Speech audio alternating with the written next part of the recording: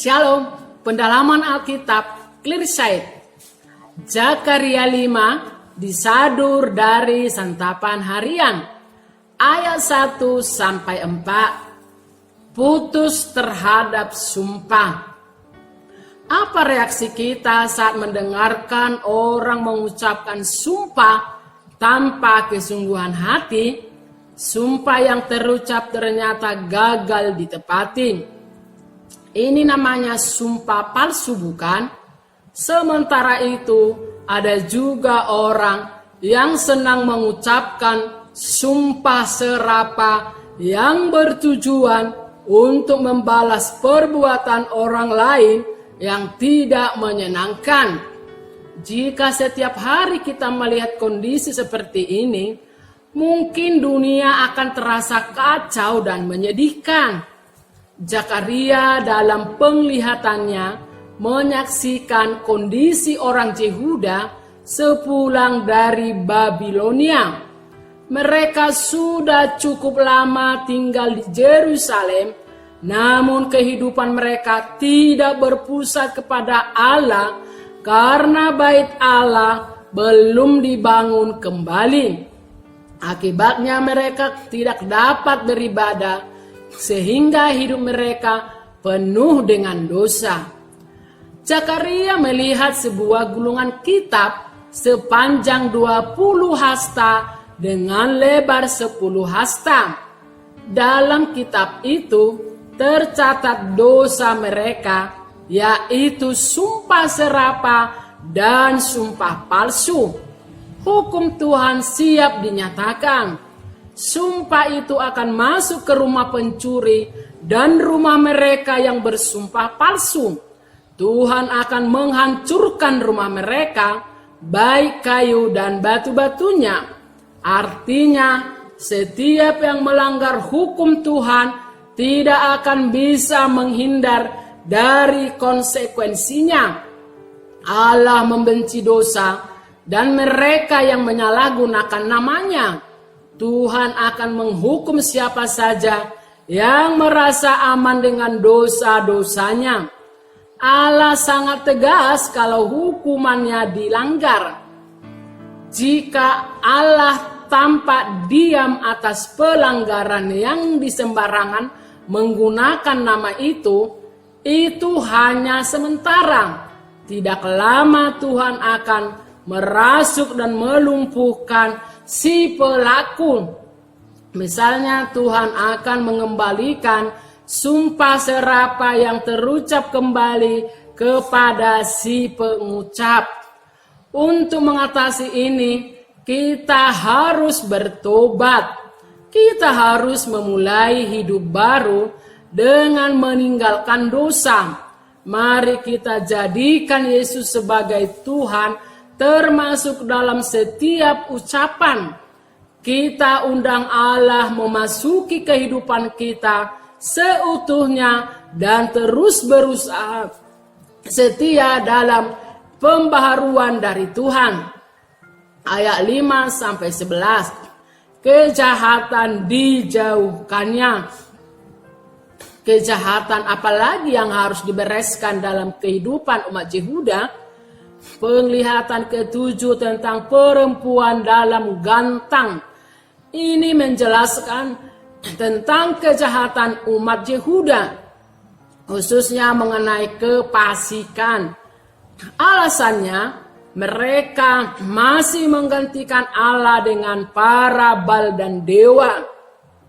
Ini alasan mengapa Allah menyampaikan firman-Nya kepada Zakaria. Zakaria melihat sebuah gantang dengan tutup yang terbuat dari timah. Sedangkan terangkat dalam terjemahan lain, gantang adalah keranjang pengukur. Malaikat mengatakan isi gantang itu adalah kejahatan. Disebutkan juga seorang perempuan sedang duduk dengan nyaman di dalamnya. Penglihatan tampaknya mengandung pesan. Jika kejahatan dilakukan dan tidak dibereskan, orang akan merasa nyaman dengan kejahatan itu. Semakin tenggelam dalam kejahatan, malaikat menilai telah terjadi kefasikan.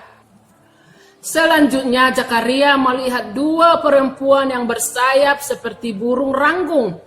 Mereka mengangkut gantang itu menuju tanah Sinear dengan sayap didorong angin atau roh Allah. Gantang itu dibuang kembali ke negeri Babilonia. Di sana kejahatan akan membangun rumahnya sendiri. Kejahatan dan kefasikan dimusnahkan oleh kuasa Allah. Allah bisa saja membiarkan umatnya tetapi terbuang di Babilonia. Akan tetapi dia tidak melakukan itu karena janjinya kepada umat Yehuda. Allah telah menjanjikan sebuah kehidupan baru bagi mereka. Oleh sebab itulah kejahatan dan kefasikan umatnya harus dihapuskan. Setiap hari kita menikmati pimpinan Allah. Ketika menyadari dosa dan kesalahan, biasanya kita berjanji untuk tidak melakukannya lagi.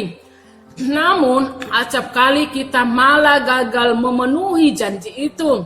Untuk ini kita membutuhkan bimbingan Allah. Tanpa itu usaha kita akan sia-sia dan terus-menerus memenuhi kegagalan. Selain itu, kita juga harus bertekad agar hidup dengan cara yang berbeda dari dunia. Zakaria 6 disadur dari santapan harian. Ayat 1-8. Kuasa Allah bekerja. Dunia berubah begitu cepat. Apa yang sekarang ada, mungkin tahun depan sudah hilang tertelan zaman. Roda sejarah berputar cepat menyimpan sejuta cerita tentang penguasa. Dari cerita mereka, kita seharusnya disadarkan agar tidak mengandalkan manusia. Karena kalau manusia bersandar pada manusia, maka kita harus bersiap untuk kecewa. Perikop yang telah kita baca adalah penglihatan Zakaria yang terakhir. Malaikat Tuhan menyingkapkan tentang kebesaran kuasa Allah yang dilukiskan oleh kereta yang ditarik kuda. Mereka keluar dari dua gunung tembaga sebagai simbol dari gerbang surga. Kereta pertama ditarik oleh kuda merah, sementara kereta kedua ditarik oleh kuda hitam. Kereta ketiga oleh kuda putih, dan kereta keempat oleh kuda berbelang-belang dan berloreng-loreng. Karena yang ditarik kuda hitam menuju tanah utara, karena berkuda putih menuju barat. Kereta berkuda belang-belang ke tanah selatan, sementara itu kereta berkuda merah keluar dan tampak sangat gelisah untuk pergi.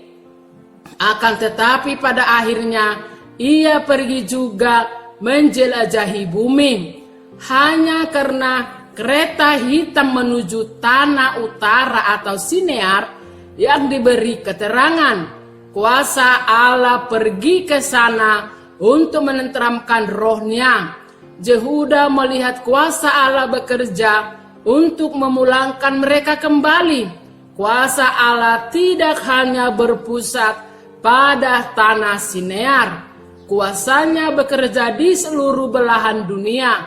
Di kemudian hari, kuasa Allah di dalam Kristus memanggil seluruh manusia agar datang kepadanya. Kuasa ini menembus ruang waktu dan jamak.